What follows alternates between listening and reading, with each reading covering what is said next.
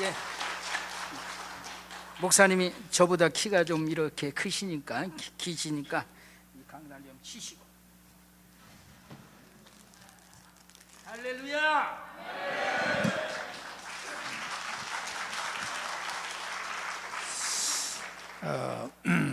우리 한국의 최초의 선교사인 언더우드 아펜셀라의 일기장이 있습니다. 일기장이 있는데 일기장을 보면 이런 내용이 기록되어 있습니다. 하나님, 왜 우리를 이 어두운 땅에다가 버렸습니까? 그랬습니다. 그러니까 선교사로 미국의 동부에서 출발해서 한국에 왔는데 막상 와서 보니까 하나님께 속고 온 기분, 속았다 이거야. 그리고 뭐라 그러냐, 이 대한민국은 앞을 봐도 어두움, 뒤를 봐도 어두움밖에 없고, 이 조선 사람들은 고통이 체질화가 되어서, 지금 북한하고 같은 거예요. 고통이 체질화가 되어서 고통인 줄 알지 못하고 살고 있습니다. 그 고통을 벗겨주려고 가까이 가면 서양 귀신이 온다고 소리치며 도망갑니다. 이렇게 일기장에 기록되어 있어요. 완전히 망한 거죠. 우리나라의 이 조선 말기는 이 나라라고 볼 수가 없었어요. 완전히 망했던 것입니다. 그런 상태에서 하나님이 우리를 불쌍히 여겨서 미국, 캐나다, 뉴질랜드, 호주에서 선교사를 보내준 것이 복의 근원이 된 것입니다. 그들이 와서 학교 짓고 병원 짓고 교회를 지어서 잠자는 이 민족을 잠에서 깨웠던 것입니다. 그런데 이 선교사들이, 한국으로 온 선교사들이 일본과 중국으로 간 선교사들 보다가 아주 특별히 잘한 일이 하나 있는데, 학교 짓고 병원 짓고 교회 짓는 것은 어느 나라로 간 선교사들도 다 똑같은 일을 했습니다. 그런데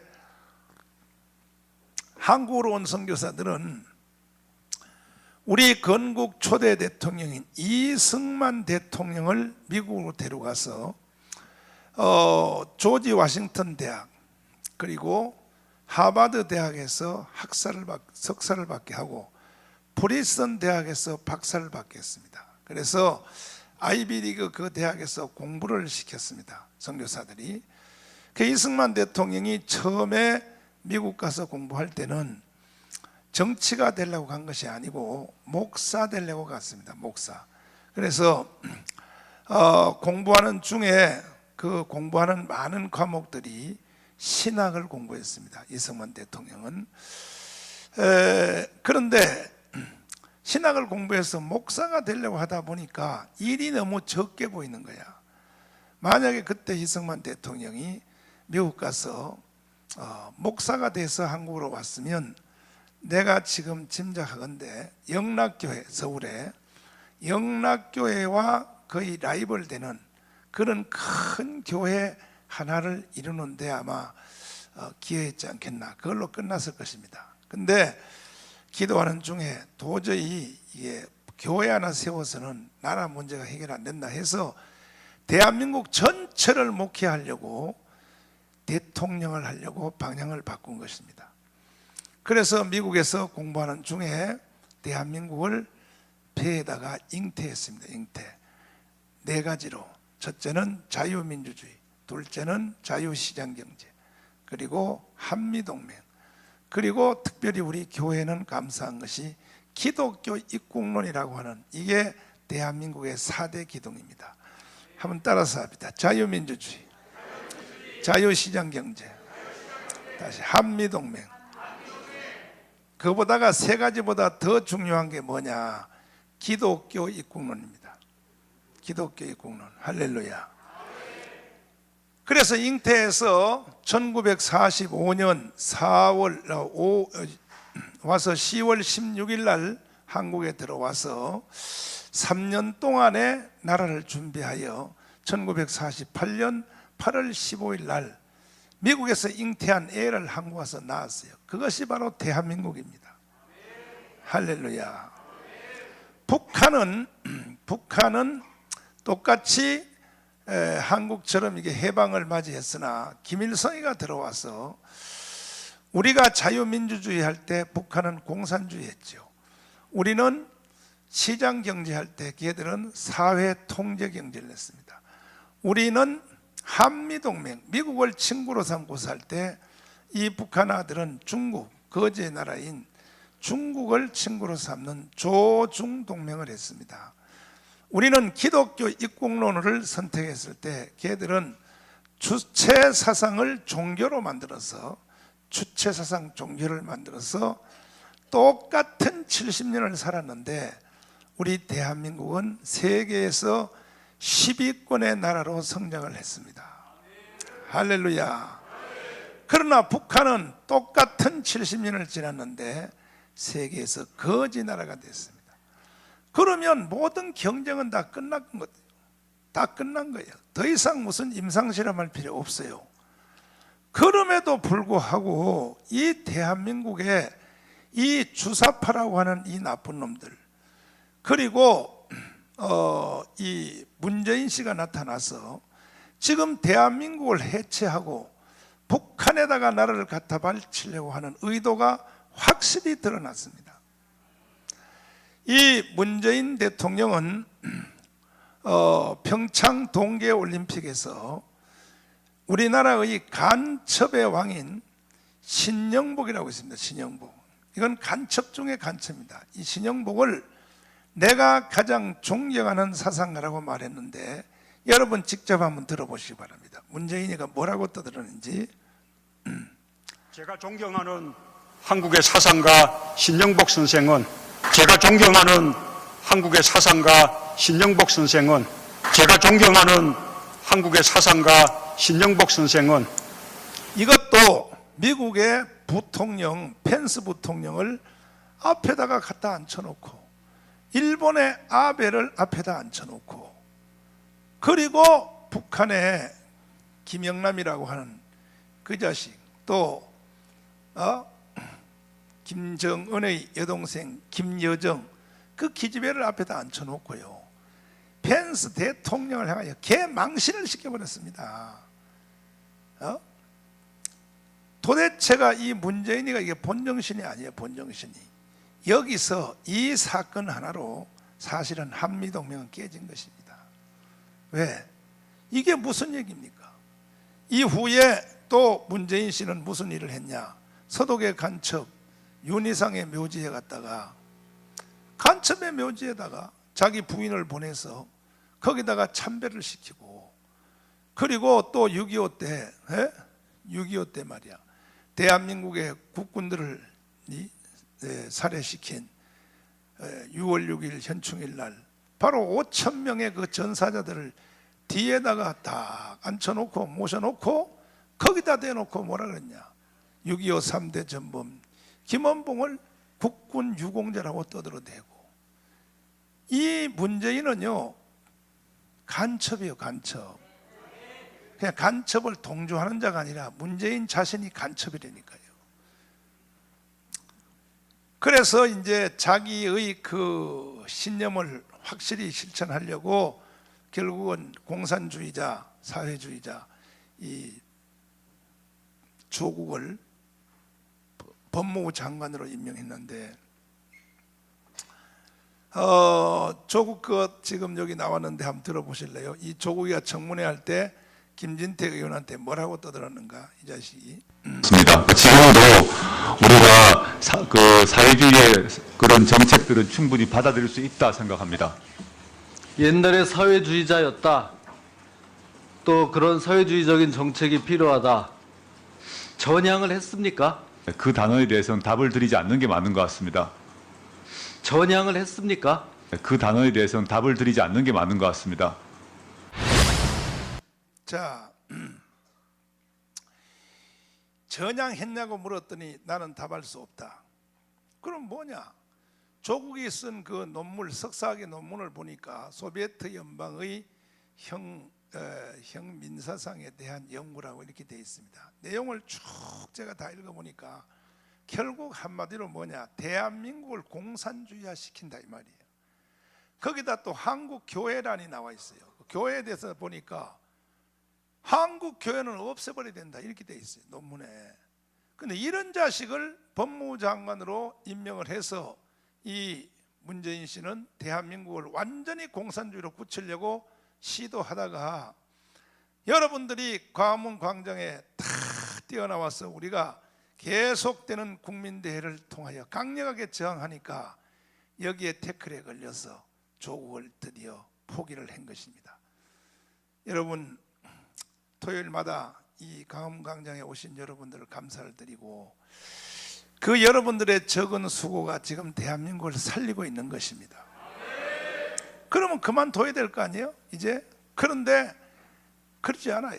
지소미아를 통하여 또 한미동맹을 깨고 이승만 대통령이 만들어 놓은, 그동안에 우리나라가 그 대륙권에서 살았는데 이승만 대통령이 미국과 일본과 전 세계를 함께하는 해양동맹, 이것을 깨고 문재인 씨는 북한과 중국과 러시아로 하는 대륙동맹으로 지금 이렇게 나라를 분리시키려고 계속 시도하는데, 그래서 지소미아 사건은 왜 일으키느냐, 바로 그렇게 하겠다는 거예요.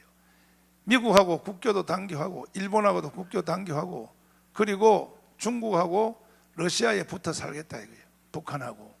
그럼 돼야 안 돼요? 완전히 망해버립니다. 그러면 지금 그래서 문재인 대통령은 아직도 포기하지 않았습니다. 이제 내가 볼 때에 마지막 전법으로 계엄령을 한번 선포하지 않겠나, 난 이런 지금 염려를 하고 있습니다. 지금 뭔 짓을 할지 모릅니다 이놈이.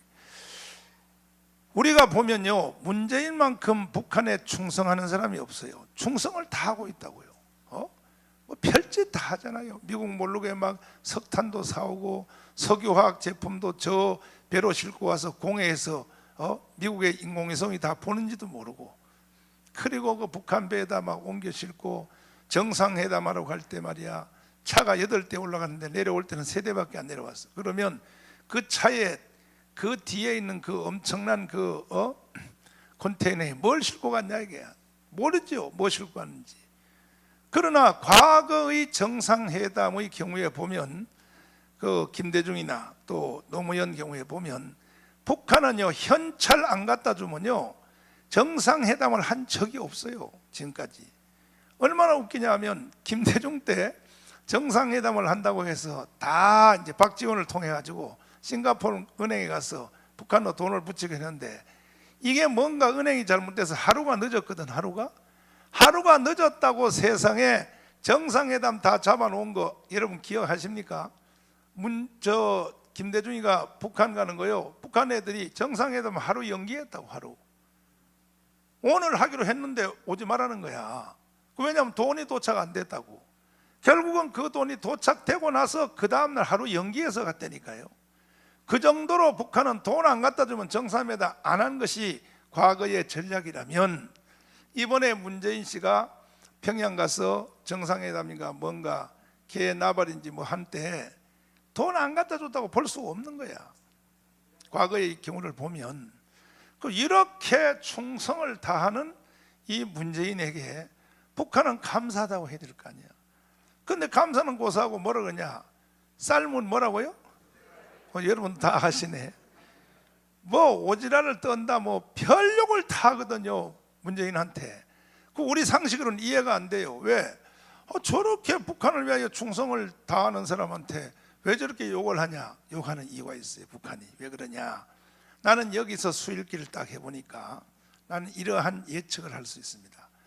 문재인, 야 이 개자식아, 우리가 너를 대통령 시켜줄 때는 북한의 통전부가 문재인을 대통령 만들었다고 이렇게 생각하는 거예요. 북한은 우리가 너를 대통령 만들어 줄 때는 무슨 겨우 말이야 무슨 평창 동계올림픽에서 무슨 신영복을 내가 가장 존경하는 사상가 그 정도 하라고 세종시켜줬어.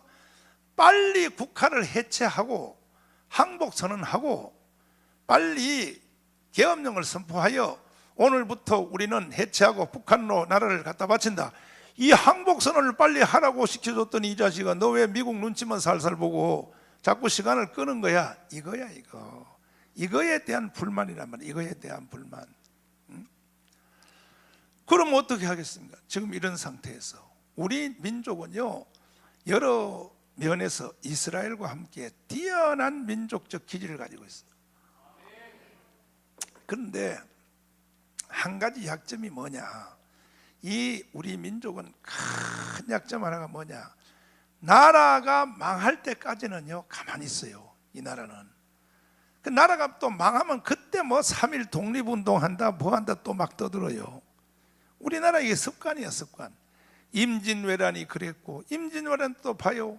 이순신과 유성룡 같은 사람, 이런 사람들이 왕한테 천것을 올렸잖아요. 왕이여, 빨리 10만 대군을 준비하소서. 10만 양병을 빨리 키워서 일본놈한테 준비 안 하면 외놈들에게 우리 한국이 넘어갑니다, 나라가. 그렇게 왕에게 말을 하는데도 멍청한 조선 왕들이, 멍청한 조선 왕들이 뭐라 그럽니까? 그 옆에 왕 옆에 양쪽에 붙어 있는 그 신하들 있잖아요. 수염을 달달 떨면서, 수염도 많이 달린 것 아니야. 3개 달린 놈이 3개. 3개 달린 놈이 달달 떨면서 왕이요. 왜 그러냐? 저 이순신 저놈은요, 지가 10만 대군을 일으켜 유명한 장수하려는 거예요. 장수. 외놈들은 우리를 먹을 힘이 없습니다.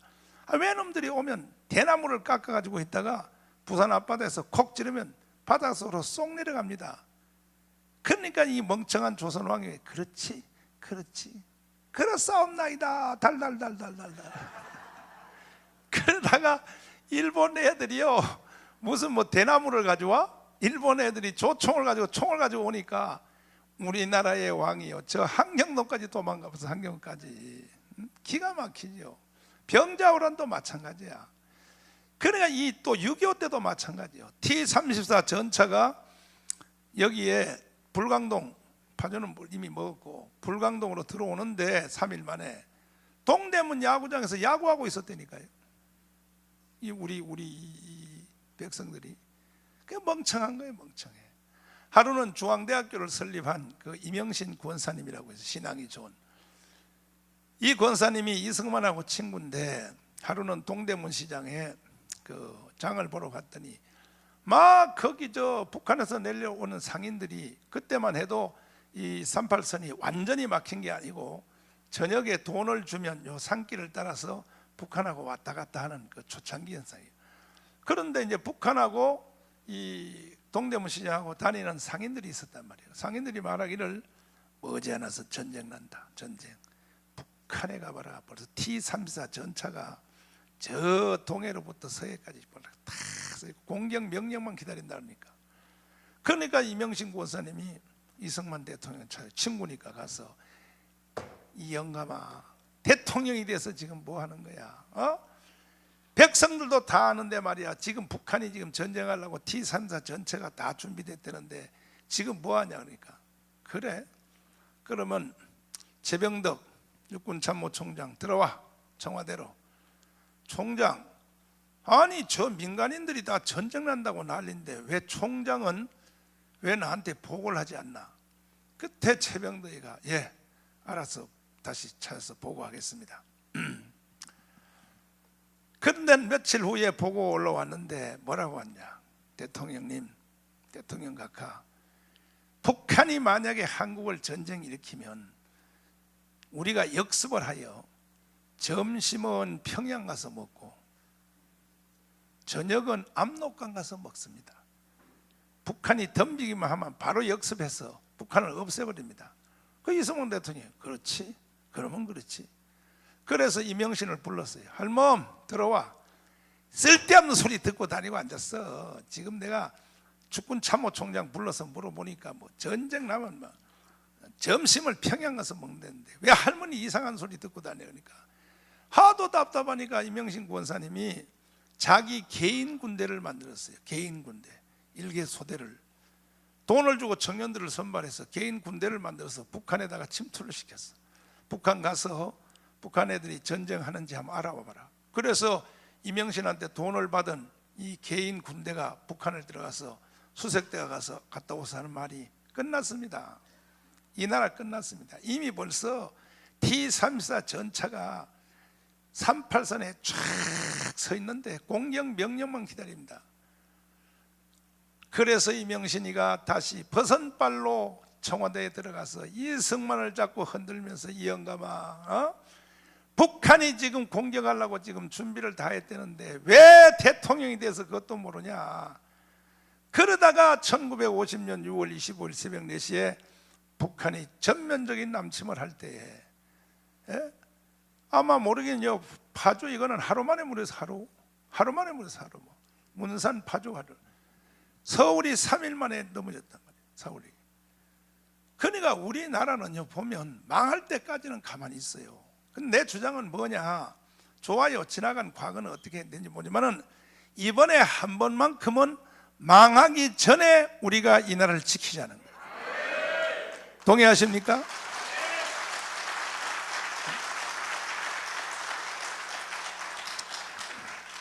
그러니까 지금요, 대한민국 이 문재인 씨가 이게 간첩이란 말이에요. 문재인이가 아까 말하는 거 보면 모르냐고요. 평창 동계올림픽에서 그 외에도요 수도 없어요. 문재인의 그 간첩 행위는.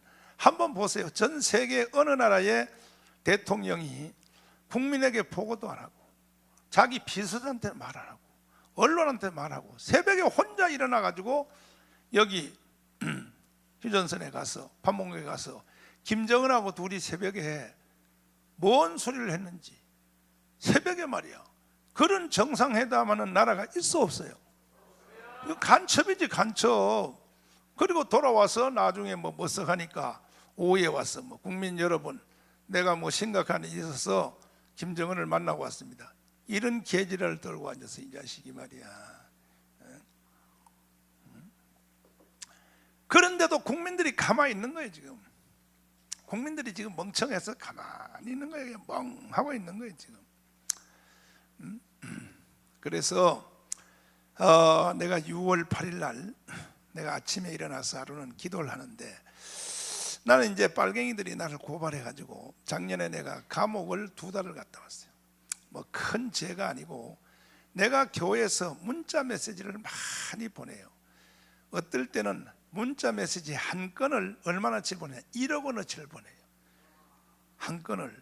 왜냐하면 그 유튜브에 중에서 교수님들 보면, 야, 이것은 전 국민이 다 알아야겠다, 전 국민이 이 내용은 다 알아야겠다 하고 내가 충동받으면 아예 교회에 있는 돈 다 떨어놔 가지고 문자 메시지를 돌리는데, 이걸 가지고 좌파 애들이 날 보고 선거법 위반하고 고발을 해서 1심에서 판사를, 빨갱이 판사를 만나 가지고 내가 법정 구속이 돼서, 그리고 2달 동안 감옥을 살았는데 요즘 내가 재판 받아 보니까 1심 재판은요 거의 다 이 판사들이 빨갱이들이에요. 그리고 애국운동하다 잡히면 거의 구속이요. 근데 2심을 가면 고등법의 부장판사들은 그래도 나이도 좀 먹고 인생 경륜이 있어서 날 보고 뭐 이것도 무죄 이것도 무죄 해서 날 보고 나오라 그래서 내가 나왔는데, 작년에 제가 2달 동안 이제 감옥을 갔다 온 후로 정말 나라가 내가 볼 때 이건 뭐 끝날 것 같아요. 왜? 문재인이가 보십시오. 평창 동계올림픽에서 저 발광을 떤 후로 국정원 먹었죠, 기무사 먹었죠, 검찰, 경찰, 법원, 그리고 심지어 우파 시민단체까지. 옛날에는 애국운동 한다 그러면 재향군인회가 막 나와서 했어요. 꼼짝 못해요 재향군인회. 왜? 재향군인회 저 군인들 연금 주잖아요 정부가. 그 연금 깎을까 봐요. 그러니까 무서워가지고 다 가만히 있는 거야. 고엽제, 월남전 갔다 오신 분들, 옛날에는 내가 애국운동하면 고엽제가 항상 먼저 나와서, 지금 고엽제 나오는 거 봤습니까? 왜? 월남전 갔다 오는 수당 깎을까 봐 겁먹어가지고 하는. 경우에 마찬가지. 우파 시민단체까지 완전 점령 다 했습니다. 근데 문재인 씨가 대한민국 전체를 다 점령했기 때문에 이제는 내 마음대로 해도 어떤 놈 떠들어봐. 어떤 놈 떠들어봐 소용없어. 난 대한민국 다 먹었어. 이제는 낮은 단계 연방제를 통하여 나는 북한으로 갈 거야, 이렇게 해도 대한민국에서 누가 할 말이 있냐고요. 그러나 모든 단체, 모든 진지, 모든 전체를 다 먹었는데 딱 문재인이 하나가 못 먹은 게 뭐냐? 한국 교회예요. 교회 하나를 못 먹어. 교회 하나. 근데 이제 6월 달에 내가 이제 감옥 갔다 와가지고 기도하는데, 나는 새벽에 뭐 보통 뭐 2시, 3시까지는 거의 잠을 안 자고 이제 기도를 하는데, 하루는 아침에 일어나서 이제 기도를 하는데 성령이 내한테 이런 말을 해요. 성령이 짧게 말했어요. 대한민국 망했다. 대한민국 망했다는 거예요. 그리고 대한민국은 지구촌에서 없어진다. 그 내가 얼마나 놀랐겠어요. 기도하다가. 그 내가 이 청신이 뭐야, 내가 이 마귀 소리를 들었나, 이 헛소리를 들었나.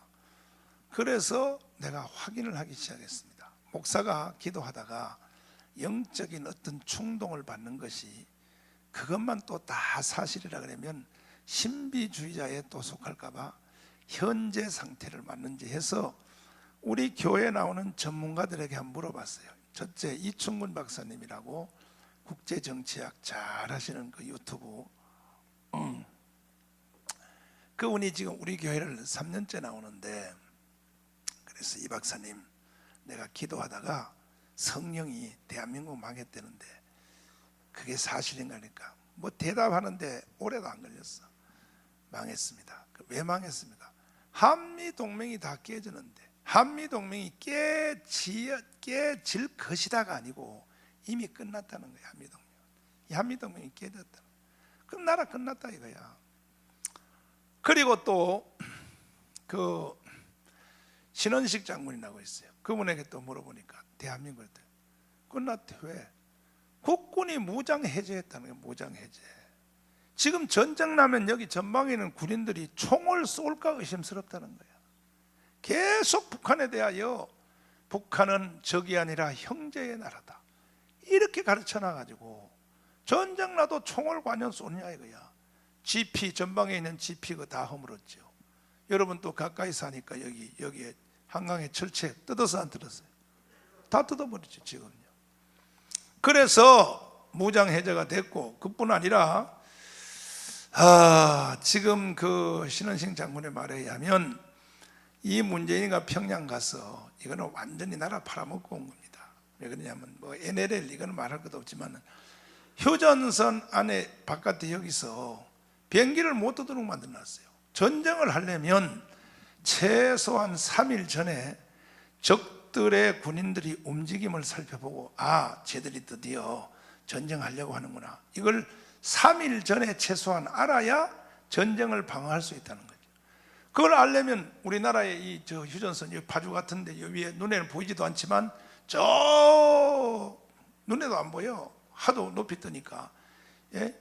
유투기 같은 거, 유투기, 미국의 정찰 비행기 이런 걸 띄워가지고 북한 안에를 싹 들다봐야 되는 거야.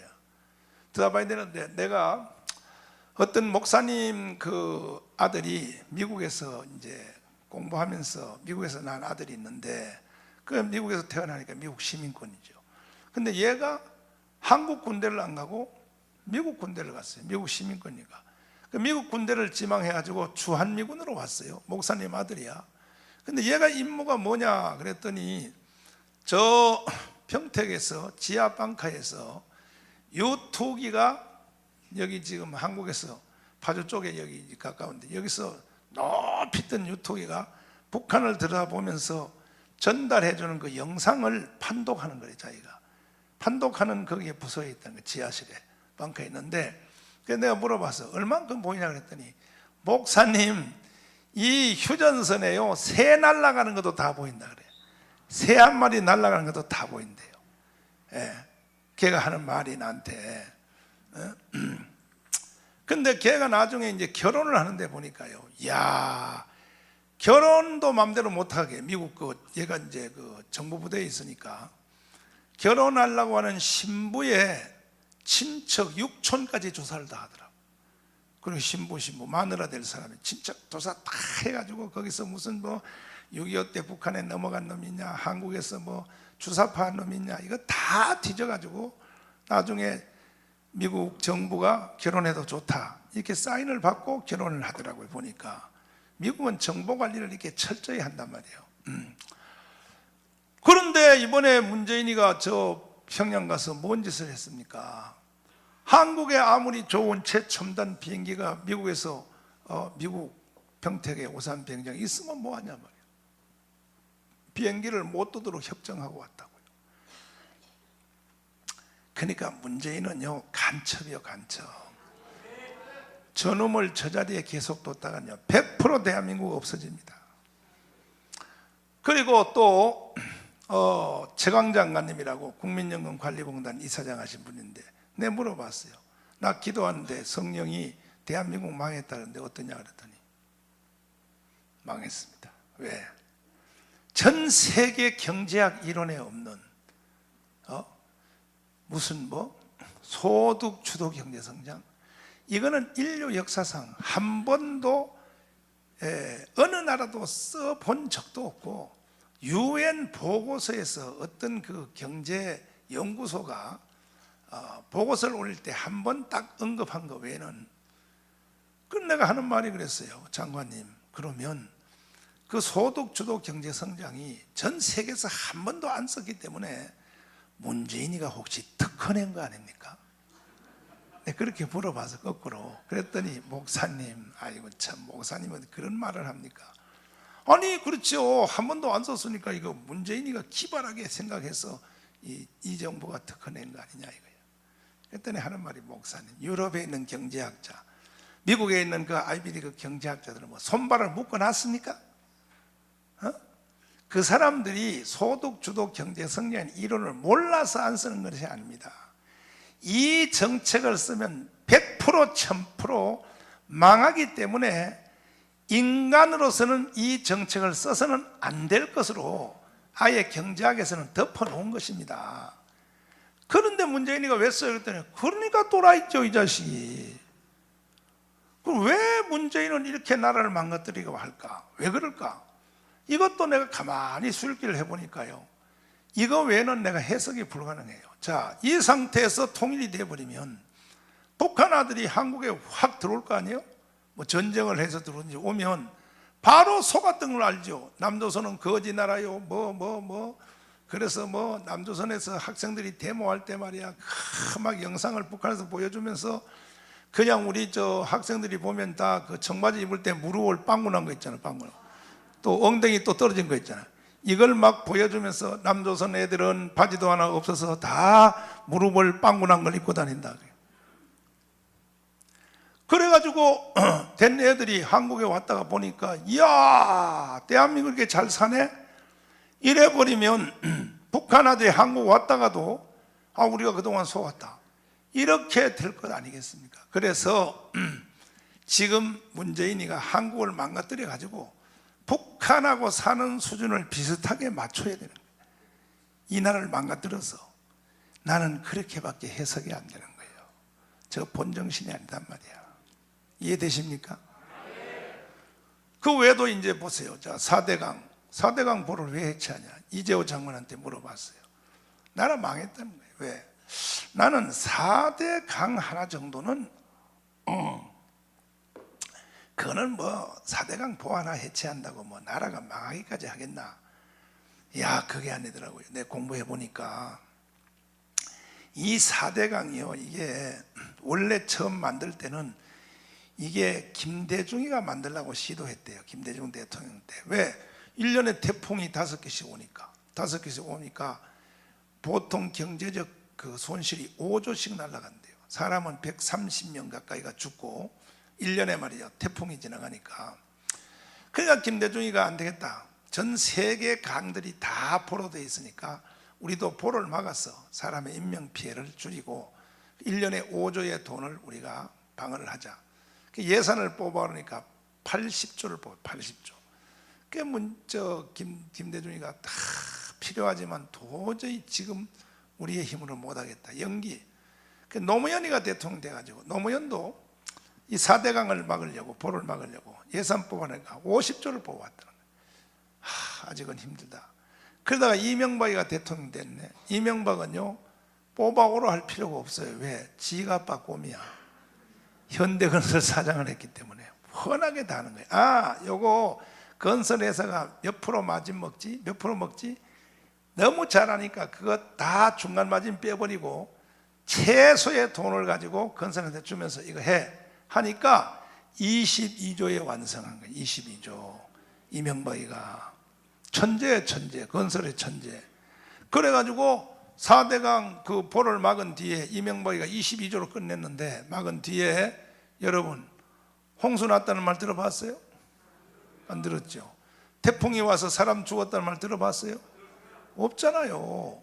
그 이렇게 그리고 4대강 보를 막아서 물 관리를 잘하니까 이제는 4대강 보 때문에 물 관리 잘해서 양쪽의 농민들로 인해서 1년에 생산하는 수입이 80조를 번다는 거예요. 80조. 80조에 80조. 그러면 보를 유지해야 돼요? 철수해야 돼요? 그런데 문재인이 이 또라이 같은 자식이 4대강 보를 깨겠다는 거야. 기가 막히죠. 깨겠다고 하니까 조달청에서 돈을 줘서 건설회사를 150개를 불렀어요. 불러가지고 자 4대강 보를 다시 깨야겠다. 건설회사별로 입찰을 신청하라. 그랬더니 150개 건설회사가 단 하나도 신청을 하지. 단 하나도. 그래가지고 물어봤어요.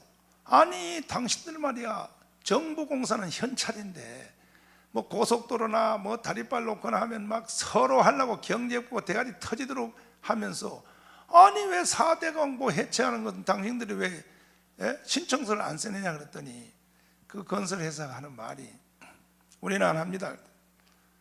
왜 안 해? 150개 건설회사가 다 하나도 안 한다는 거예요. 왜 안 하냐니까 그거 보 해체하면 1000벌을 받습니다.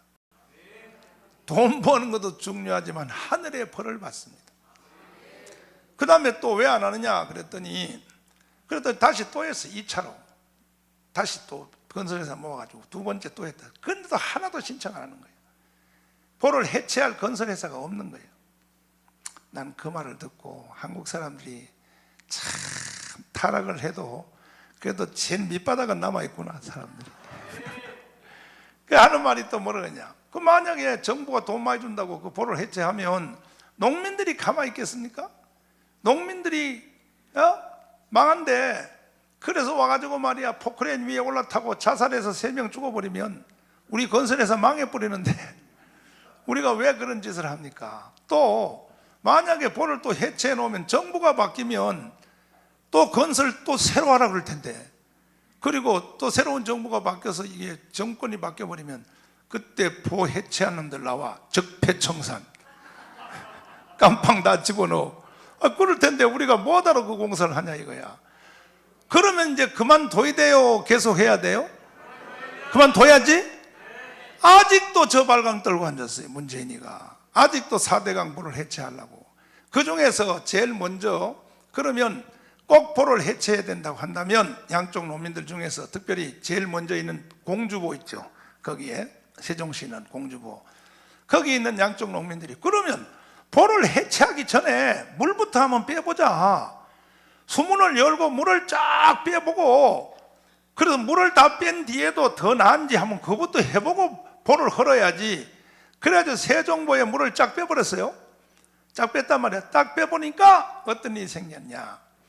자, 나도 이 공부해서 이제 안 건데 보를 통하여 물을 이렇게 가둬놓으면 그 물이 갇혀 있는 것이 아니라 지하수를 통해 가지고 양쪽 옆으로 땅 속으로 물이 스며들어간다. 그럴 거 아니겠습니까? 그 농사 짓는 사람들이 아무 데라도 파면 물이 펑펑 솟아나는 거예요. 관정들이. 그래서 파기만 하면 물이 펑펑 솟아나서 그걸 가지고 밭에다가 물을 뿌리고 다 해서 농사 잘 지어 먹었는데 공주보에 물을 쫙 빼고 나니까 양쪽에 보 주위에 있는 그 농사하는 사람들이 땅을 파고 관정에서 보면 물이 바짝 말라버린 거예요. 파도 물이 안 나오는 거예요. 기가 막히죠. 그러면 그만둬야 돼요? 계속 해야 돼? 그래도 계속 보를 해체한다고 하니까 공주보 양쪽 주민들이 데모를 하기 시작했어요. 하니까 그쪽 지역에 세종시의 국회의원이 누구냐? 더불어민주당 대표인 이해찬. 그러니까 얘가요 이제 자기 국회의원이 두려우니까 뭐라 그러냐? 우리 지역 포만큼은 놔두라고. 미친 또라이지. 아니 공주포만 놔두면 되냐 말이야. 어? 그러면 그만둬야 될 거 아니야. 그러면 나는 아무리 생각해도 이해를 못하겠어. 아니 전 국민이 다 반대해. 당사자인 농사 짓는 사람도 다 반대해. 심지어 자기 당의 당대표인 뭐야 그 새끼 뭐? 하여튼 그 개새끼 말이야 그 자식. 그놈도 반대해. 다 반대하면 그만둬야 될 거 아니야. 그런데도 왜 자꾸 해체하려고 그러냐? 비정상이지. 그럴 때 나는 이거 의심할 수밖에 없어요. 아, 김정은의 짓이구나. 김정은 짓이구나. 김정은이 시킨 대로 하는구나. 미치겠는 거죠. 원자력 발전소 다 중지한다 그래서 다 해체한다. 이야, 원자력 발전소 저도 이 운동을 하면서 이제 공부를 해보니까 원자력 발전소가요 세계 기술이 한국이 1등이에요. 1등. 우리나라의 원자력 발전을 처음 시작한 사람이 누구냐? 이승만 대통령. 이승만 대통령이 한미동맹을 만들 때에 우리나라 돈도 아니고 학생들을 공부 안 시키면 나라 망한다 해서 2만 명, 대한민국의 고등학생들 2만 명을 미국으로 데려가서 미국의 돈으로 공부를 시켜줄 것, 이 조건으로 이승만이가 휴전협정을 했단 말이야. 기가 막히죠. 이승만은 완전히 이승만은 있는 게 똥꼬집밖에 없는 거예요. 그래가지고 이제 거기에 제1번으로 선발된 사람이 우리나라의 원자력 기술의 1인자 된 정근모 박사야. 정근모 박사가 이제 이승만 장학생으로 선발돼가지고 내 만나서 물어봤더니 어떻게 선발되니까 하루는 조선일보에 보는데 이승만 대통령의 장학생 뽑는다 그래. 미국에 공부시킨다고. 신청했더니 자기가 당선이 됐어요. 그래가지고 미국을 처음에는 공부하러 갈 때 하버드 대학에 행정학을 하고 가서 있는데 2년 공부를 한때 이승만 대통령이 미국을 방문한다고 와서 내가 보낸 유학생들 다 모여 못 들어요. 너는 뭘 공부해? 뭘 공부해? 그래서 나는 행정학을 했는데 내가 행정학 하라고 너를 공부시킨 줄 알아? 당장 때리치고 원자력 공부해. 원자력. 그래가지고 행정학 하던 기영구모 박사가 2년 공부하고 다 때리치우고 이 원자력을 다시 공부를 해가지고 왜 그러냐면 이승만 박사는 천재. 1945년 8월 6일 날 히로시마 원자탄이 딱 터지는 걸 보고 원자탄 터지는 것을 본 사람이 한두 명이냐고요. 전 세계가 다 봤잖아요. 이승만 대통령이 제일 먼저 발상이 뭐냐? 야, 저기서 일하는 핵에너지 버섯구름 저 엄청난 열기를 저것을 평화의 목적으로 다시 말해서 발전소로 만들면 인류의 에너지가 해결되겠다.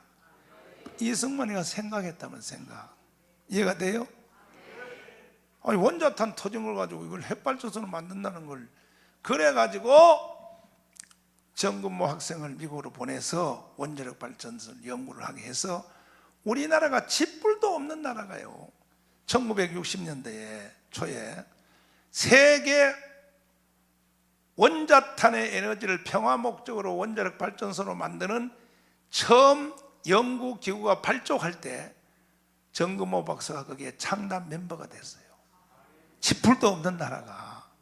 그래가지고 미국의 웨스팅하우스라고 하는 그 원자력 세계 제일의 기술이 있는데 그것을 우리나라로 훔쳐가지고 와가지고 지금 우리나라 기술이 미국 거보다 앞선 세계 제일의 기술이 됐다. 세계 제일의 기술이 됐다. 이거 전부 이승만이가 만든 거예요. 이승만이가. 이해되십니까? 그래가지고 우리나라가 더 미국보다 앞장서서 웨스팅하우스보다가 훨씬 더 원자력 발전소가 우리나라 원자력 발전소 적단 말이에요. 원자로가 적은 걸 이것을 만들었는데 이 원자력이 얼만큼 위력이 있느냐? 발전소가 앞으로 100년 안에 우리나라에 돈을 얼마나 벌어주냐? 2천조. 파주는 2천조가 돈도 아닌가 보다. 놀라지도 않고 말이야, 참나. 아니 2,000조를 벌어준다는데 여러분, 2,000조 몇 조요? 그러니까 중동이라고 하는 나라가 땅 속에 있는 석유를 팔아가지고 한 세상을 살았다면, 100년을 살았다면, 한국은요 그보다 더 좋은 자원이 뭐냐, 원자력 발전소 3개 팔아먹으면 100년 동안 우리나라가요 다른 거 수출 하나도 안 해도 이거 하나만 가지고도 먹고 살 수 있는 기술이 원자력 발전소, 원자력. 이해되십니까? 그런데 이것을 안 하겠다, 이것을 중지하라 그랬어요, 이 문재인이가. 이게 본정신이요? 도라이지 이 자식이 말이야. 응?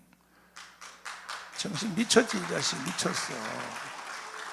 그러고도 이놈이요 전 세계 다니면서 또 뭐라는 줄 알아요? 우리나라 원자력 발전소 사라 그래, 사라. 그럼 다른 나라가 뭐라 그랬어? 야, 이 자식아, 네 나라에서 안 하는 걸 왜 우리한테 팔아먹으려고 그래? 그래가지고 한 2달 됐나, 참 우리나라의 그 삼성이 말이에요, 이런 거는요 우리나라 신문에 보도도 안 해. 근데 조선일보에서 이만큼 보도한 걸 보니까 기상천외한 사건이 났어요.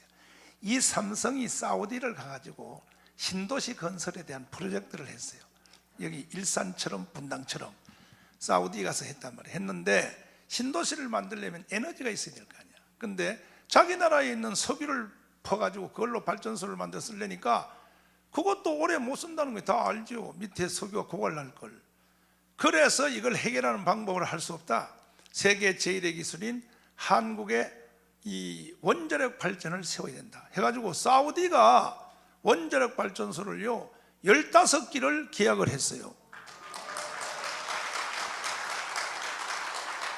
삼성이 계약을 했는데, 그걸 통하여 삼성이 이번에 따낸 프로젝트가 얼마의 수입이냐면 2,000조예요. 2,000조. 삼성이 2,000조의 돈을 버는 계약서를 썼단 말이야. 이해가 돼요? 그럼 원자력 발전소 해야 돼요? 그만둬야 돼요? 해야죠? 지금요 중지시켜가지고 그렇게 70년 키워놓은 고급 엘리트 기술자들이 해외로 다 팔려가고 있어. 지금 빨리 문재인 저놈을 끌어내야 돼요.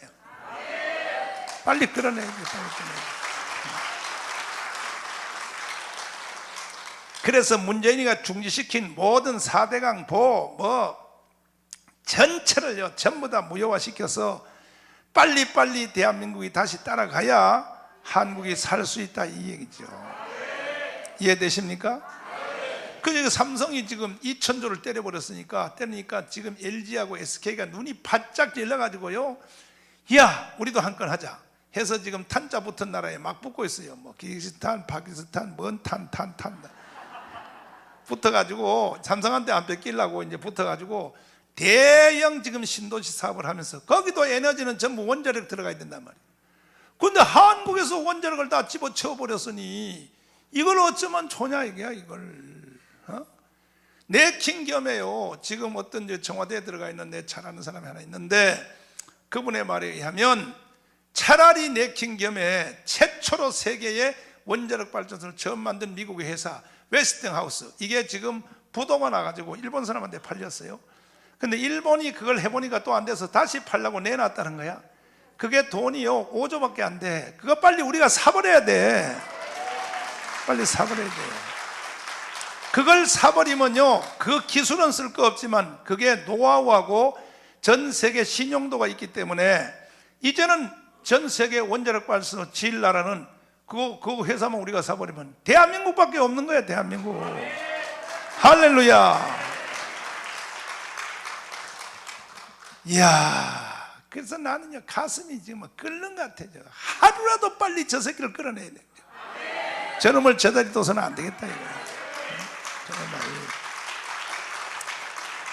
이해되십니까? 그런데 또 국제 외교 한번 볼까요? 저가요 다 망쳐가지고, 아니 보통 다른 나라 같으면 예를 들어서 미국의 중국의 시진핑 같은 사람은 미국의 트럼프를 만나서 돈을 갖다 바쳐요. 안 갖다 바칠 수 없어요. 미국은요 전 세계 패권 나라이기 때문에 꼼짝 못해요. 일본의 아베도요, 돈 다 뭐 80조, 뭐 120조 갖다 바쳐요. 저 중국은 150조 갖다 바쳤어. 왜 갖다 바치느냐? 트럼프한테 100조를 갖다 바치면 300조가 돌아오게 돼 있는 거예요, 미국한테. 그러면서 갖다 바치면서 뭐라고 말해? 다 자기 나라의 기업을 보호해 달라고 갖다 바쳐요. 일본 같으면 뭐 미쓰비시, 뭐 도요타, 뭐 소니 이런 걸 보호해 달라고 정부가 돈을 갖다 바친단 말이야. 대한민국도 안 갖다 바칠 수 없지요. 대한민국도 벌써 100조 이상 갖다 바쳤어, 트럼프한테. 갖다 바치면 뭐라고 말해야 돼? 우리나라도 삼성을 지켜주세요, LG를 지금 이렇게 해야 될 거 아니야? 돈은 다 갖다 바쳐놓고 하는 말이 뭐라냐면 북한에 있는 김정은이 좀 도와주세요. 저게 인간입니까? 저게 인간이냐고요 저거. 저 새끼 어떻게 해야 돼 저거? 파주도 여기 보니까 인심이 사납네. 나는 그 말까지 못해. 죽여라 소리 못하는데 여기 어떤 집사님이 죽여 그러는데 참, 정말로 저 큰 재앙입니다. 큰 재앙. 완전히 국제 외교로부터 왕따 당해가지고 인간 취급을 못 받아 그래요. 여러분 저 G20 회의할 때 그 영상 안 봤어요? 문재인이가 악수하려고 손을 내면요, 다른 나라 수상들이요 할 수 없이 손 이렇게 닦고 티 일본의 아베한테요 창피하게 이 쪽벌이, 야 이 자식아, 악수하려고 하니까 일본의 아베가요 그러니까 인사도 안 하려고 그러니까 결국은 뒷방에 혼자 있으니 심심할 거 아니에요? 하루 만에 기어 들어왔어. 그리고 우리나라 부총리 그 자리에 갖다 놓고, 왜? 이 새끼는 또 영어를 못하니까, 앉아있어도 듣지도 못하니까. 저런 개자식이 말이야, 저게 대통령이라고 말이야. 그리고 보면요, 저 전신 상태가 실제로 좀 정신병이 온 것 같아. 왜냐하면 미국 가가지고 사인하는데 대한민국을 써야 되는데 대한미국이라고 쓰고, 또 자기 이름도 문재인 써야 되는 거야. 근데 남의 이름 문정인이라고 써버려요. 저게 인간이냐고 저거. 독일 가지고요, 독일 가서 그 회담하는데 하도 동문서답을 하니까 묻지도 않는 말 자꾸 엉터리로 대답하고 하니까 강경호가 올라가지고 그 말 아닙니다, 그 말 아닙니다, 그 말 아닙니다. 봤죠 여러분 영상? 돌았어요. 저 완전히 돌았어요. 그러니까 이제는 국제 정상회담을 가면은 비서들이 이제는 할 수 없어. 왜? 아니 정상회담 시켜놓으면 자꾸 엉뚱한 정신병 기질을 일으키니까. 그래가지고 A4 용지에다가 써가지고 트럼프하고 회담할 때 보면 대통령 각하 안녕하십니까, 그걸 써가지고 읽는 거야. 그걸 인사도. 정신 나갔죠. 정신 나갔어. 근데 그 모든 것보다 제일로 지금 심각한 게 뭐냐, 대학 다닐 때 들어갔던 바로 주사파입니다. 주사파, 간첩사상. 이것이 그 속에 자리 잡고 있기 때문에 이 문재인은요, 김문수 지사님, 나와 같이 일하는 김문수 지사님 말에 의하면, 목사님 문재인을 함부로 생각하면 안 됩니다. 왜요? 그랬더니 내가 저쪽 동네에서 24년을 해봐서 아는데 문재인 저놈은 청와대에서 죽어서 나오면 나왔지 본정신은 안 나옵니다. 저 간첩이 보통 무섭지 않습니다. 이런 말을 하는 거야. 그래서 저는 참 이 보통 나에게 고통이 큰 것이 아닙니다. 그럼 어떻게 해야 되느냐? 사실 저도 예수를 안 믿고 목사가 아니면 나는 이런 운동 안 합니다. 왜? 에이 뭐까지 공산주의 되면 뭐 공산주의 된다고 뭐 밥 못 먹고 살겠어. 그래 뭐 중국 같은 나라가 되잖아. 뭐 정치는 공산주의하고 경제는 자본주의 하면 남북은 통일되면 그냥 밥 먹고 살면 되지. 그럴 수도 있어요. 그러나 한국 교회만큼은 공산주의를 받아줄 수 있어 없어요? 절대 안 되는 거예요. 절대로.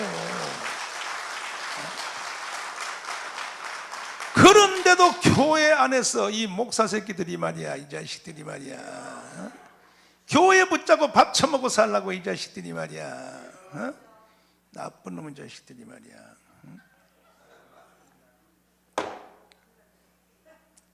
교회 안에서 말이야, 장로 새끼들이 말이야, 이 자식들이 말이야. 여러분, 주사파와 복음은 공존할 수 있다 없다? 둘 중에 하나 선택을 해야 되는 거야. 이것도 되고 저것도 되고는 없는 거예요. 없는 거. 어떻게 주체 사상과 복음이 공존할 수 있다고 생각하십니까? 지금 서울에도 뭐 순복음교회 이영호 목사만 나는 중도 같은 소리 하고 앉았어. 야, 성경에 중도가 어딨냐? 성경에 차갑든지 뜨겁든지 하나를 하라 그랬지. 믿습니까? 믿습니까? 그리고 어떤 놈은 그래요. 아이고, 한 사회가 존재하기 위해서는 좌파도 있고 우파도 있다. 성경에 좌파가 어디 있어? 마태복음 25장에 보면 뭐라고 써 있어요? 왼편에 있는 자들에게 말하기를 너희를 위하여 예비한 지옥불로 들어가라 그랬지. 좌파는 지옥 가는 거예요. 지옥. 오른편에 있는 자에게 말하기를 너희를 위하여 예비한 상속을 얻으라 이렇게 말했죠. 성경에 좌파도 없고 우파도 없다 또 그따위 소리 어디 없어. 성경 봐요. 다 써였어. 좌파 우파 다 써였단 말이야. 아멘.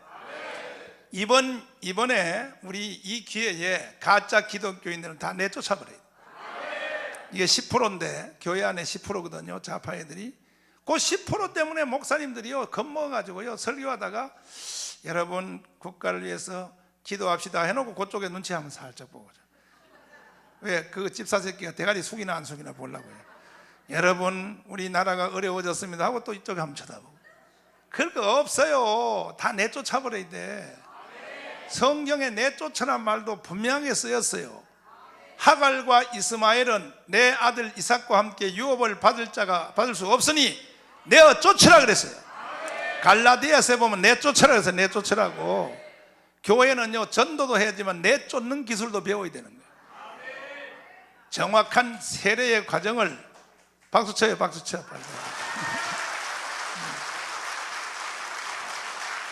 지금 여기 박수 안 치는 사람은 빨갱이야. 빨갱이. 박수 안 치는 사람.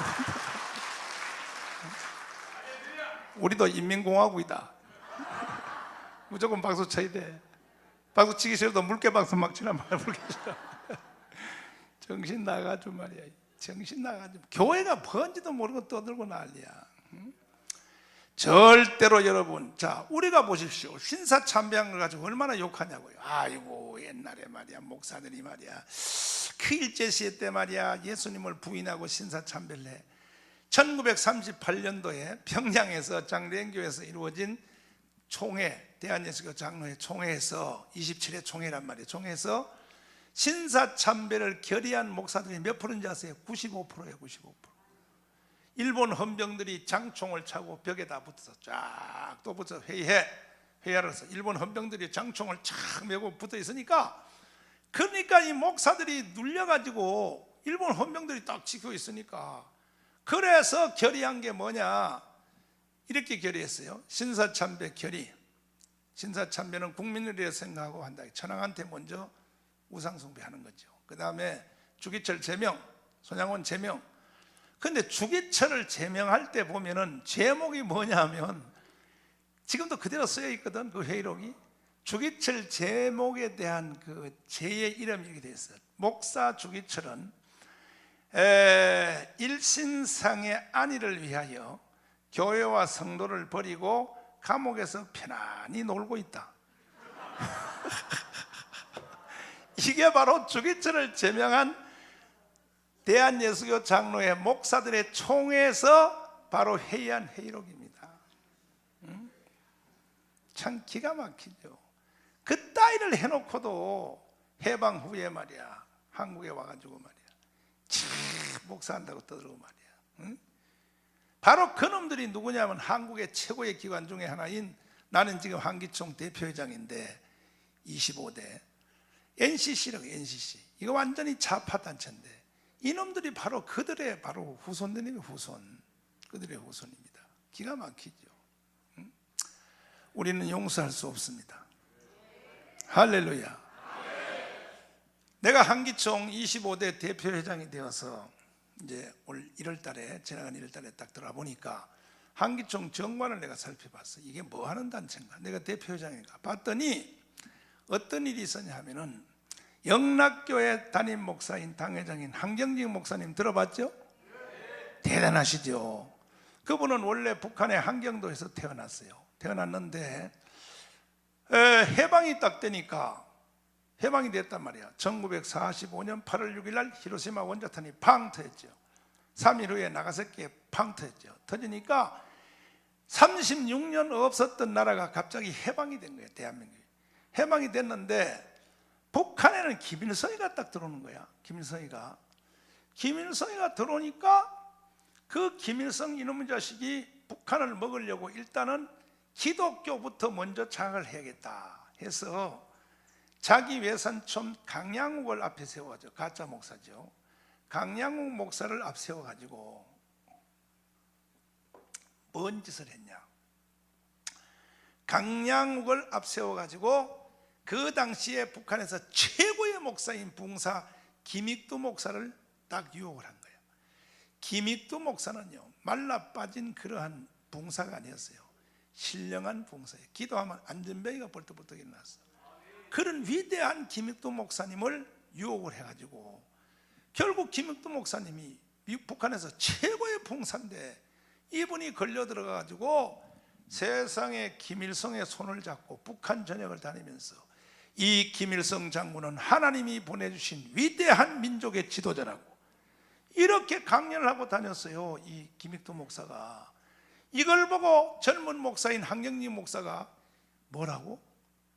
아니, 근데 한경직은 그때 나이가 너무 젊어서 20대 후반이니까 뭐 도저히 김익두를 이길 수 없지. 그래도 이겨보려고 최초로 북한에서 세상을 포함한, 기독교를 포함한 전체 중에서 기독교 민주당이라는 정당을 만들었어요. 이승만 들어오기 전이야, 이 한경직이가. 그래가지고 김일성하고 맞짱 뜨려고 우리나라의 최초의 정당 만든 사람은 바로 한경직 목사님이 정당을 만든 것입니다. 이래가지고 이제 싸움을 붙으려고 했더니 도저히 못 이겨서 남한로 피난 내려왔어. 피난을 와보니까 또 호랑이 한 마리가 기다리고 있네. 누구냐? 남로당 박헌영이가 세상에 남한을 딱 틀어지고 전 국민의 78%를 딱 틀어지고 있는 거예요.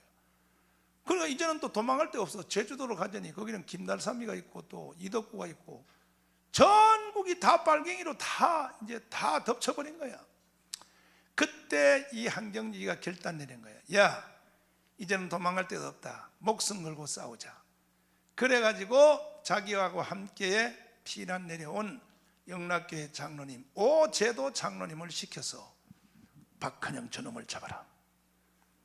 그래가지고 오제도가 박헌영을 미행해서 이 박헌영을 북한으로 쫓아버린 것이 대한민국이 생겨나게 된. 할렐루야.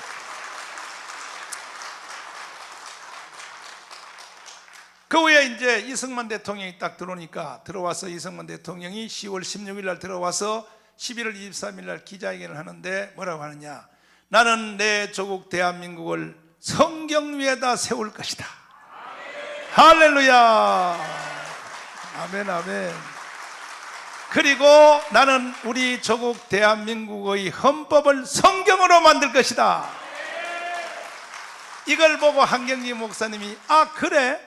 그러면 내가 이 당을 따로 가지고 있을 필요 없지 해서 이승만한테 갖다 바쳤어요. 그래서 기독당이 없어졌다고. 사실 그때 안 갖다 바쳤으면 되는 건데 말이야. 그래서 기독당이 없어진 거야. 그러면 오늘날 이 대한민국이 이렇게 살아남은 것에 대해서는 결정적인 역할을 한 사람이 누구냐? 목사님이에요. 목사님. 한경직 목사님이라고요. 한경직 목사님. 믿습니까? 정광훈 너는 그걸 어떻게 그렇게 잘하냐? 많은 사람이 물어요. 날 보고. 난 이렇게 대답해. 관심이 곧 지식입니다. 나라 사랑하는 마음을 가지고 있으면 다 알게 돼요. 하나님이 이렇게 해서라도 꼭 알게 만들어 주셔. 여러분도 대한민국을 사랑하기를 바랍니다. 할렐루야. 그리고 난 뒤에 이제 한경직 목사님이 이제 정리를 하고 이 한국을 이제 딱 만들었는데 이승만 대통령을 앞세워서 이제 대한민국을 오늘까지 끌어왔는데 1988년도에 이 대한민국의 전체, 여러분 개교회가 있으면 교회가 한 30개 모이면 시찰회라 그러죠. 장로교회는. 저 감리교 쪽에는 지방회라 그러죠. 그 다음에 지방회가 또 여러 개 모이면 그걸 또 노회라 그러죠. 노회 여러 개 모이면 총회라 그래. 우리나라의 이제 교단의 구조란 말이야. 근데 총회들이 다 모여가지고 만든 게 뭐냐, 최고의 기관인 NCC라고 있어요. NCC. 근데 이 NCC가 이게 좌파단체란 말이에요. 얘들이 1988년도에 성명서안을 발표했어요. 뭐라고? 그때는 한기총 없었을 때요. 주한미군을 철수하라. 이게 목사들이 만든 한국 최고의 기관의 NCC가 발표한 성명서입니다. 주한미군 철수하면 돼야 안 돼요? 완전히 빨갱이들이야. 이 자식들이 목사들이 아니라. 손봉호 정신 차려. 이 정신 나가지 말이야. 그 다음에 두 번째로 뭐라 그랬냐, 한국 교회는 북한에 대하여 방공교육을 하면 안 된다. 이런 성명서를 발표하니까 돌아가신 김정원 목사님이 열받아가지고, 김정원 목사님은 왜 NCC를 싫어했는가? 김정원 목사님은 어디서 태어났냐면 전라남도의 그 지도라고 하는 섬, 조그만 섬에 태어났는데, 김대중 대통령이 하이도에서 태어났, 하이도 바로 옆에 있는 섬이었 지도, 거기서 태어났는데, 이 우리나라의 목사님들의 계보 있죠. 주기철, 손양원, 길선주, 이성봉 목사님한테 은혜를 받은 거야. 김정원 목사님 받아가지고 그 동네가 막 다 섬이 은혜를 받았는데, 우리 동네 섬에서도 주의종을 하나 키우자 해서 막 쌀 거두고 보리 거두고 물고기 잡은 거 걷어가지고 보따리 싸서 김정원 목사님을 만주에 있는 봉천 신학을 일제시했지. 보냈는데 만주에서 신학 공부를 하다가 보니까 하루는 일본 헌병이 왔어. 잡았어. 체포해가지고 대동아 전쟁에 갔어. 그래서 열차를 타고 일본군으로 전쟁터로 가다가 저 태국 미얀마 옥수밭을 지나가다가 저녁에 열차가 천천히 갈 때 뛰어내려버렸어. 뛰어내려가지고 철길을 따라서 걸어서, 지금 만주 봉천이 어디냐면 심양이야. 심양까지 걸어서 왔다. 와가지고 신학교에 다시 가서 간증을 했단 말이야. 와, 나 일본 놈들한테 잡혀가다 죽을 뻔했는데 하나님이 살려줘서 내가 돌아왔다고 이렇게 간증을 했더니, 신고한 놈들이 한국 학생인 줄 모르고, 한국 학생이 신고한 줄 모르고 거기다 대고 간증을 하니까, 그 다음날 이 새끼들이 일본 헌병한테 또 신고를 한 거야. 그래가지고 그 다음에 다시 잡혀가지고 다시 대동아 전쟁에 또 끌려가서 저 콰이강의 다리 앞에까지 끌려갔다가 거기서 2판 4판 뛰어내려가지고 기사일생으로 살아서 다시 철길을 잘 걸어서 여기에 심양까지, 망주 봉천까지 와서 이제 학교도 못 돌아가. 왜? 학교 돌아가면 남조선 신학생들이 빨갱이니까. 응? 기가 막힌 거야. 기가 막힌 거야. 그래가지고 이미 벌써 일제시대 때 만주 봉천 신학에 빨갱이들이 많았단 말이에요. 신학생들이. 이래가지고 민간인 집에 숨어 있다가 해방을 맞이해서 한국에 들어왔더니, 그때 자기를 신고한 놈들이 버젓이 한국에 들어서 목사 안수를 받고 목사가 돼가지고 이놈들이 바로 NCC를 만든 거야. 지금도 NCC 있잖아요. 그놈들이 이번에 내가 시국서 논문 발표하니까 뭐 정광훈 또라이, 뭐 정광훈한테 뭐 회초리를 가지고 때려야 된다가, 때려봐 이 자식들아.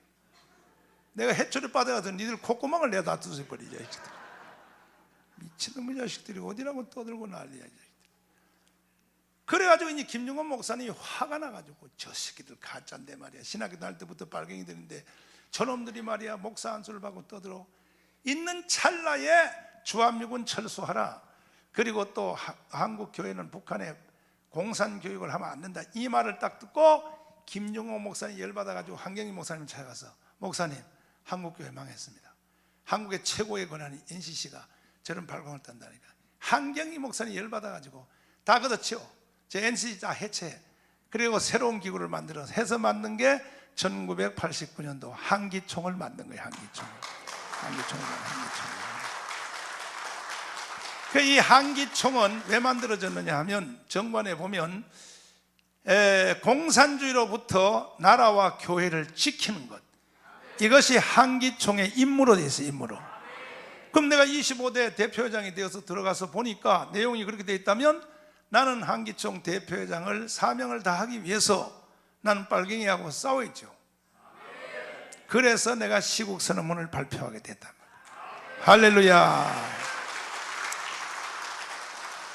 6월 8일 날 내가 시국 선언문을 발표하기 전에는요, 그때는 우리나라의 이 국민들이, 우파 국민들이 얼만큼 좌절이 생겼냐. 6대 4였었거든. 좌파 편드는 국민들이 60%, 우파 쪽이 40%. 요즘 와서 날 붙잡고 울고 길 지나가면 실제로요, 엎드려서 절을 해요, 나한테. 교회 다니는 사람이 아닌 사람들이 그래요. 할렐루야. 절하면서 막 내 옷을 잡고 울어요. 목사님 나라를 구해줘서 감사하다고. 이번에 제가 강화문 광장에서 계속 진행하는 이 국민대회를 통하여 불교인들, 무신자들이 교회로 돌아온 성도들이 10만 명이 넘습니다. 지금 10만 명. 최고의 전도 집회를 한 겁니다. 최고의 전도 집회. 할렐루야. 아멘. 어제 그저께도 대구를 갔더니 이 젊은이 하나가 와서 그냥 밥 먹는데 와서 대짜고짜 와서 절 받으러 해서 막 절을 해요. 그래서 왜 그러니까 자기는 불교인입니다. 왜요? 그랬더니 나는 오늘부터 교회 나가려고 그럽니다. 오늘은요, 내가 청와대 광장에서 연합 예배를 하는데 주일날 11시에 문재인 저 새끼 나올 때까지 하는 겁니다. 수도권 연합 예배를 하는데 어마어마하게 모였어요. 할렐루야야. 토요 집회에 한 절반 가까이는 모였다니까요. 그런데 아니 그 모였는데 앞에 여자 스님이 하나 왔어. 스님이 와가지고 김문수 사장님 올라왔는데요, 여자 스님이요, 자기가 오늘부터 이 교회 등록하겠다 그래서 등록하겠다고. 자기가 섬기는 사찰을 내일부터 기도원으로 바꾸겠다고 그래서 기도원으로. 기상천외한 일이 생기죠. 할렐루야. 이런 역사와 기적이 지금 계속 진행되고 있습니다. 근데 내가 최초로 시국선언문을 발표할 때는요, 다들 지금 와서 다 그래요. 뭐라 그러냐, 이제는 이 운동장이 반대로 돼서 우리를 지지하는 국민들이 60%로 돌아왔습니다. 아직도 좌파한테 속아 있는 국민들이 약 40% 있는데, 열심으로 우리가 더 이 운동을 하면 머지않아서 8대2로 우리 편으로 다 돌아올 줄 믿습니다. 내 목표는 몇 프로냐 하면은 9대 10입니다. 9대1. 90%는 우리가 다 대한민국 국민들을 깨워야 돼. 다 깨워야 된다. 이해되십니까? 지키지 않은 자는 누릴 자격이 없다. 따라해봐요. 지키지 않은 자는 누릴 수 없다. 할렐루야. 그래서 이 가운데서도 보니까, 눈빛을 보니까 토요일 날 강화문 이성만 광장에 오신 분들이 많은 것 같은데, 여러분들의 그 수고는 절대로 헛되지 않을 것입니다.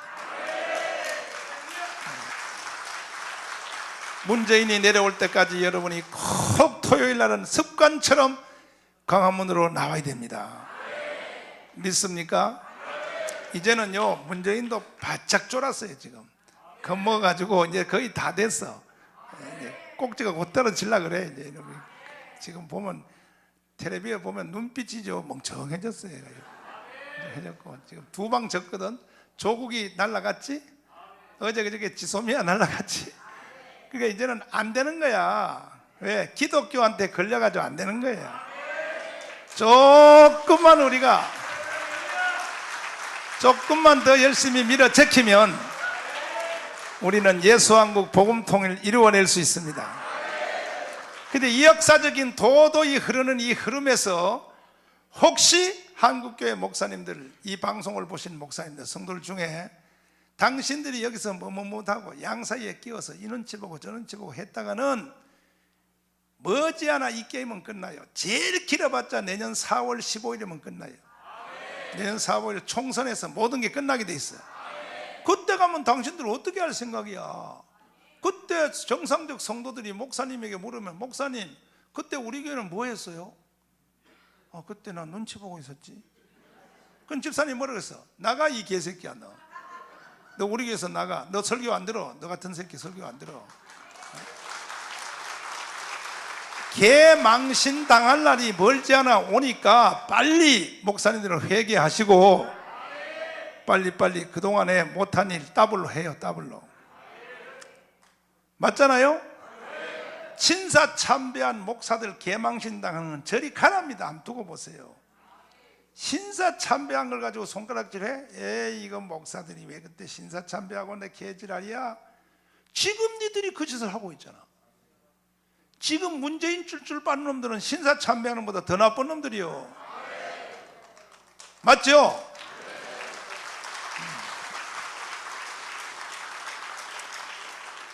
그러니까 좋은 기회가 왔어요. 한국교회는 절호의 기회가 왔어요. 이번에 한국교회가 앞장서서 한번 생각 한번 해봐요. 내가 한기총 대표회장이 되어서 내가 시국선언문을 발표해서 세상이 이렇게 뒤집어졌기 다행이지, 만약에 불교가 이 운동을 먼저 하고 내가 옆에 가서 도와드릴게요, 얼마나 쪽팔려. 그래 안 그래요? 맞죠? 만약에 이 운동을 천주교가 먼저 했는데 한기총 대표장에 가서 신부님 참 잘하시네요, 나도요 니고데모처럼 어떨 때 숨어있다 한 번씩은 올게요. 그 뭔 쪽팔리는 게 쪽팔려. 그러니까 여러분들은요, 이 싸움을 내가 시작해 준 거에 대해서 감사해야 돼.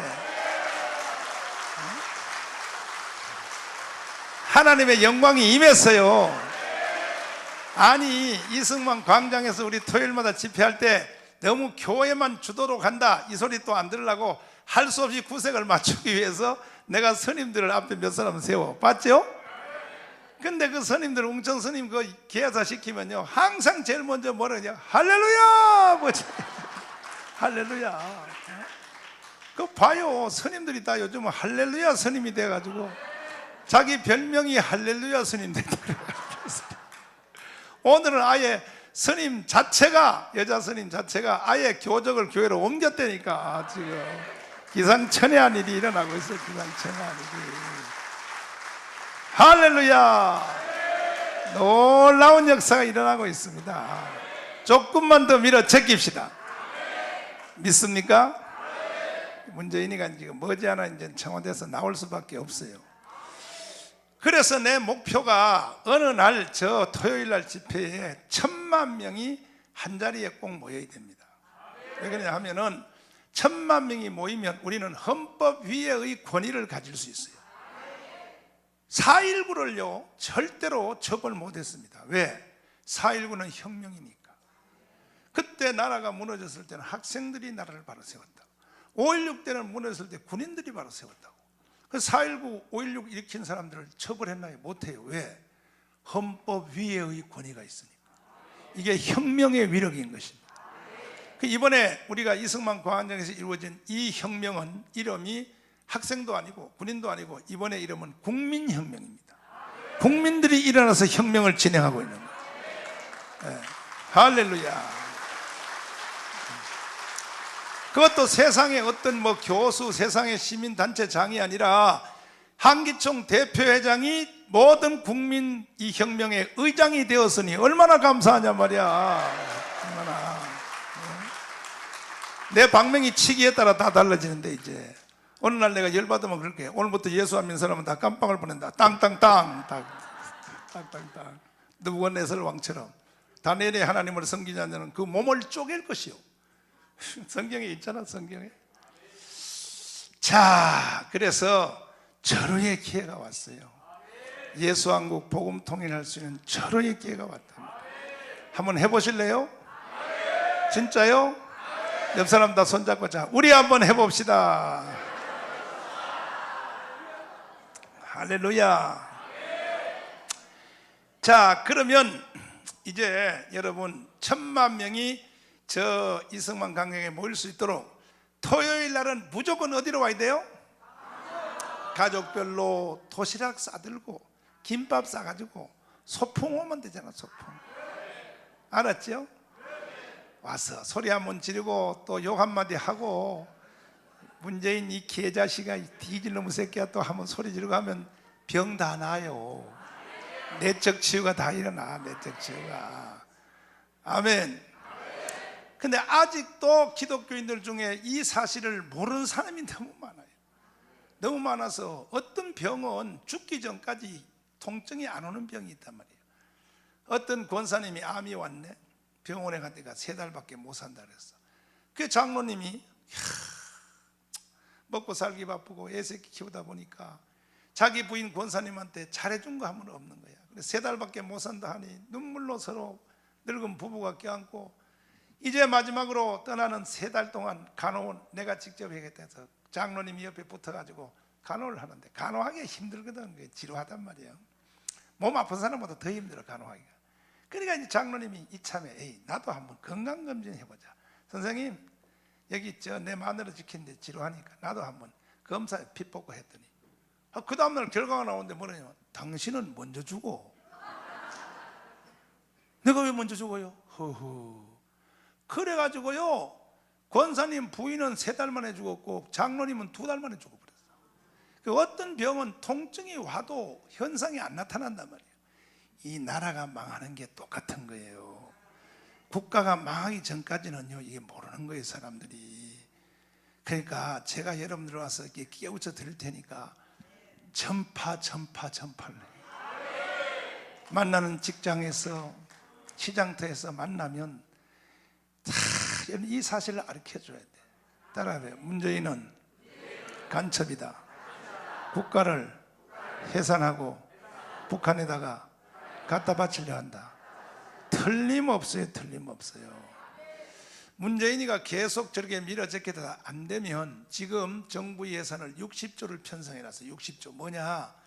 내년에 4월 15일 날 총선하려고 국민들에게 마약을 먹이려고. 마약. 우리나라 국민들 멍청하단 말이야. 60조 가지고 또 마약당 먹여봐요. 다 찍어버린다고 또. 그래서 쟤들이 국회의원 3분의 1을 차지해서 헌법을 개조하여 낮은 단계 연방제를 통하여 북한으로 가려고 지금 계획을 다 짜놨는데 절대로 우리는 막아내야 됩니다.